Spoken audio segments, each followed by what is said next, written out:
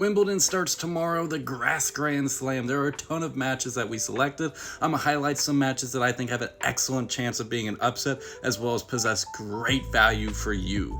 First match I'm covering today is Nicolas Jarry versus Rune at 4:30 in the morning. Rune is the heavy favorite in this match, but I'm predicting Jarry to make this a tight match, if not win it. Jarry's had a rough year, but he has all the weapons to excel on grass and has improved over the last few weeks on the surface.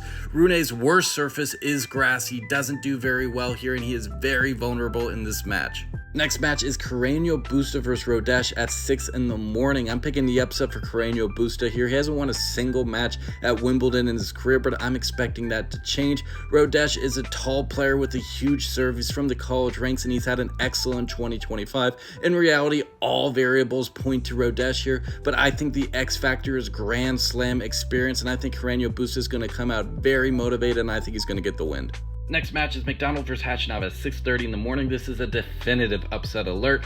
I'm expecting McDonald to at least make this a tight match, if not win it outright. These two players played 3 weeks ago on grass, and it was a very tight match, going 3 sets, ending with Khachanov winning in the 3rd set tiebreak. McDonald is very comfortable on grass. He's had some deep runs at Wimbledon in the past, so I'm expecting this match to be much more competitive than the pre-match odds show. There's excellent value for McDonald here. I expect this to be a fun match to watch. Next is Cardle versus Ostapenko at 3 in the morning, and I'm predicting Cardle to pull off the upset and beat Ostapenko. These two players played last week with Ostapenko winning 2-0. However, I think that result is only going to help Cardle here. She's now familiar with the opponent. She's already in familiar conditions and at a familiar venue. She's done pretty well on grass in the past. She's a big riser. She's definitely a name to know, and I expect her to pull off the upset in this matchup. What a weird match. Wickmeyer versus Zarazua at 6:30 in the morning. This is Wickmeyer's last tournament, but she is very strong on grass historically throughout her career, while Zarazua is not. So I'm riding on the player who's more comfortable, familiar in these conditions, as well as the player that has a lot more to play for at the final twilight matches of her career.